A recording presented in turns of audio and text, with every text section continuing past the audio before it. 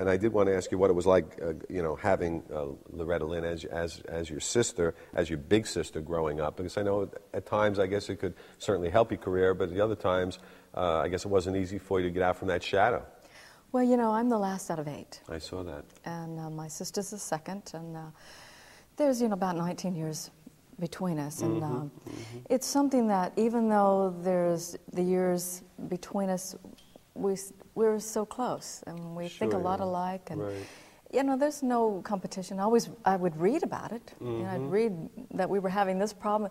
We never had much time to have problems. You know, she's great. And when I first started out, she gave me the best advice ever. Which was what? Quit singing her songs. I mean, I loved her songs, and I'd sing them all the time. She said, you can't sing my songs. You can't record anything that I would record because you'll only be compared. She says, we have a Loretta Lynn, we don't need another one. And that's right. I mean, and if I had done that, I would not have had success. She said, you go MOR, you go middle of the road. And you certainly did make your own mark. And looking back, I did come across a quote about you. And they said, right from the start, Crystal was troubled by the belief that most of her success came from her lineage, not her talent. Do you remember ever feeling that way? Oh, not really. Not really, because you came out of the box and you really made your own mark. Well, you know, I would get, when I would do my, you know, I started out as a single act. I worked a lot of clubs all over, used the club band, and we'd maybe be able to rehearse, maybe not.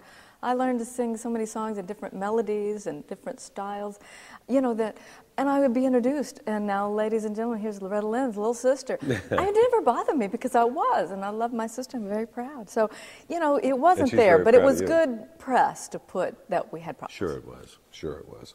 And of course, I know you went to China in 19. You have a lot of firsts in your career. I didn't realize that. A lot of firsts.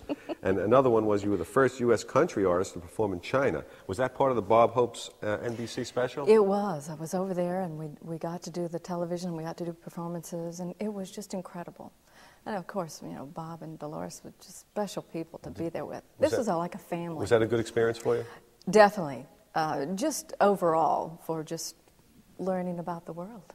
And of course the hair. I'd be remiss if I didn't mention the hair, because that's been your trademark. And at one time... It was a lot longer. It was? Yes. I read that you kept it 3 inches from the floor. At one time I let it go on the floor for a few inches, and I said, I cannot deal with this, because I would step on it every little bit. And so I would cut it. 3 inches I could sort of deal with, and you know, I had to still be careful. But I have started inching it up. It's real hard to just cut it off all at once. It's been with me, you know, such a long time. When you were on the road performing, I read a quote by you that said, you really can't do much else other than the day of the performance, do your hair, and perform. Well, that's about, you know, I've got to allow so much time to wash it. You know, the worst part is combing it, you know, combing it out. And now, you don't comb your own hair. You must have a valet. I do my own. I mean, you do your own hair? Oh, yeah. Okay. I mean, there are people that I will let touch my hair. You're here tonight performing your Christmas show at the College of Staten Island, and I know that you have a new Christmas song as well. Yes. That was written by someone in your band, and I know it's a very special song for him, and it was his basic emotions as to how he felt after September 11th. He did. He got this inspiration and wrote this beautiful Christmas song that I'm so glad he wanted me to sing it, and we released it as a single. And that's Christmas in America. Christmas in America. And you know, since we're doing the Christmas tour, it was perfect to add to the show. And I love the holiday time. So. Right, and it's not the easiest of times in the New York area this year. It is not easy at all, and for me to be able to maybe bring a little brightness. I also wanted to mention that in 1982, you recorded with Eddie Rabbitt, who comes from New York City. He became a country superstar, and you recorded, I remember the song well, Just You and I? Just You and I. Which evolved and is played today at almost every wedding. It definitely, we've had it at a... That was your first duet? First duet. What was it like working with Eddie? You know, Eddie came to me and said, would you do some harmony on this record? It was really just starting with harmony, and I said, well, you know, let me hear it. Had the track, he had it recorded and the track down. And when I heard it, I said, you know, I can do some answers and stuff. Is this all right to do it this way? And, you know, it just turned in such a beautiful song. It is. Really it's did. Emotional. It's a great song. I love singing it. And it's a love song. I miss Eddie a whole lot. And you and he had some chemistry going there. I mean, the harmonies were really tight. Yeah, it just worked. And we actually did another song together later for a children's movie called Gordy. It was about a pig. And that was fun. Okay, so again, everything goes back to family and kids with you. Well, you know, that's what life is all about. Now tell us very quickly, you've been married 29 years. 30. 30 to your husband manager? Yes, Bill Gazimas, and he's a lawyer. Okay. And, you know, we have 2 wonderful children. And the key to a long, successful, happy marriage for you has been what?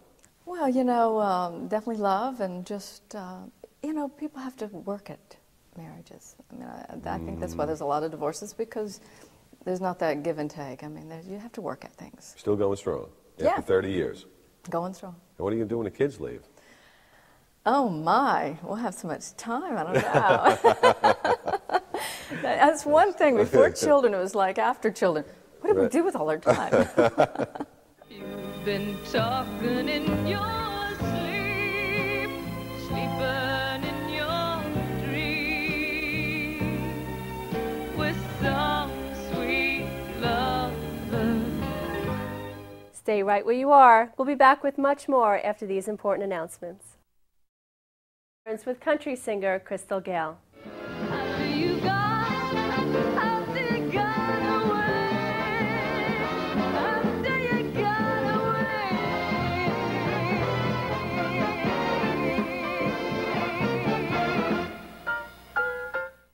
Crystal, I know you do a lot of work with Art Bell. He's got a great radio station, which is nationwide. Tell us a little bit about that relationship. Well, you know, I'm a big fan of Art Bell. You know, okay. I love the things he talks about on his show. And, of course, I've called in.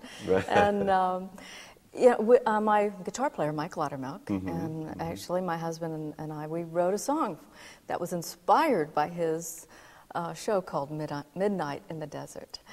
And it's a song that, I don't know, it has a sort of a Native American feel as well, you know, that earthy feel. You know, he's a great guy. Now, your influences as a child, I look back and I said, Leslie Gore, very good, had the bubblegum pop of the 60s, right? It's my party and I cry if I want to. And, of course, Brenda Lee, she was wonderful. And Patsy Cline, of course, was the biggest country star at that time, I guess, right? Actually, Patsy was crossover pop, and Brenda Lee too, you know, as far as... They were crossover. You know, and Leslie Gore was definitely pop, but, you know, they were all wonderful singers I just loved. You know, I grew up singing along with them, as well as Peter, Paul, and Mary, the Beatles. Right. I just love music. Right. You know, when you were starting out, obviously you were a country born and bred performer, vocalist, and everything else. Did you, at a young age, say, well, someday I want to be a crossover star and I want to be universally accepted? Was that a goal of yours? No. My roots are definitely country. I would sing country with my brother's bands on the weekends, but I was in all the swing groups. We sang all these wonderful songs from back to the 30s and 40s, all the pop. I had a great music teacher, Mr. Steiner, and he was just, I mean, he opened me up to a lot of wonderful music. So I never really thought about when I recorded, well, I have to just leave it to one style. So in all my albums, if you would look back, you'll see a little bit of everything in there. And I do. And today, do you think there's a lack of crossover going on between country and the overall pop scene? I would say that there's probably more pop-oriented in country right now than just the solid base of country. And I don't want us to ever lose country, because that's where it is. That's what it's all about. There's room for it all. Let's just don't wipe it in the ground saying, oh, that's too country. What's too country? If it's country music, it shouldn't be too country. Maybe it's a little bit too pop, or they're playing too much of that on a country station. I think that gospel and definitely the blues, it's all mixed with country. You know, it's just got that feel to it. And I love just singing, so I'll sing it all. And of course, I would be remiss if I didn't mention that you had three other #1 hits, which was, and I really love the one title, the last one I'll mention, but the first was Ready for the Times to Get Better, was a #1 hit. I love that song. Talking in Your Sleep, love that. We don't want to do too much of that, do we? And of course, why have you left the one you left me for? I